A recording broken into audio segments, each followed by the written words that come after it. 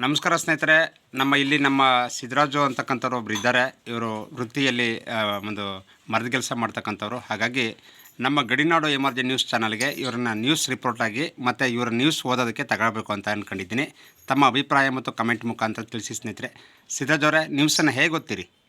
News ಯಾವ ಓದೋದ್ರೆ ಹಳ ಎಂಡಿಗೆ ಒಂದು ಮಾತದ, ಸಾಯ ಗಂಟು ಸೊಳ್ಳೆ ಗಂಟ ಬಾಧ ಯಾವತ್ತ ಅಂದ್ರೆ ದಾನಕ್ಕಿಂತ ನಿಧಾನ ದೊಡ್ಡದು. ಅದು ಬಿಟ್ರೆ ನೀನು ಹೇಳೋಕ್ಕಾಗಲ್ಲ. ತಾಳ್ಮೆಯಿಂದ ಗೆಲ್ಬೇಕು. ಯಾವತ್ತು ಬತ್ತ ಅನ್ನೋದಲ್ಲ. ಆಗ್ನವರು ಅಷ್ಟು ವರ್ಷ ಬದ್ರು ಅನ್ನೋದಲ್ಲ.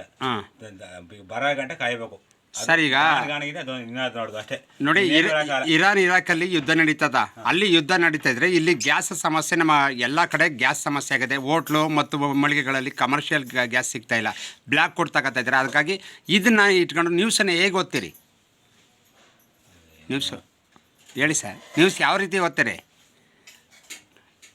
ಇರಾನ್ ಮತ್ತು ಇರಾಕ್ನಲ್ಲಿ ಯುದ್ಧ ಸಂಭವಿಸಿದೆ, ಹಾಗಾಗಿ ಇಲ್ಲಿ ಗ್ಯಾಸ್ ಸಮಸ್ಯೆ ಉತ್ಪತ್ತಿಯಾಗಿದೆ. ಹಾಗಾಗಿ ಜನರ ಒಂದು ಹೊಟ್ಟೆ ಮೇಲೆ ಹೊಡೆಯುವಂತಹ ಈ ಇರಾನ್ ಯುದ್ಧವನ್ನು ನಿಲ್ಲಿಸಿ ಆದಷ್ಟು ಬೇಗ ಗ್ಯಾಸನ್ನು ನಮಗೆ ಕೊಡಿಸ್ಕೊಡ್ಬೇಕು ಅಂತಕ್ಕಂಥ ಒಂದು ಮಾತನ್ನು ಹೇಳ್ತಾ ಇದ್ದೀನಿ ಅಂತ ಹೇಳಿ ನ್ಯೂಸಲ್ಲಿ ಹೇಳಿ ಸರ್.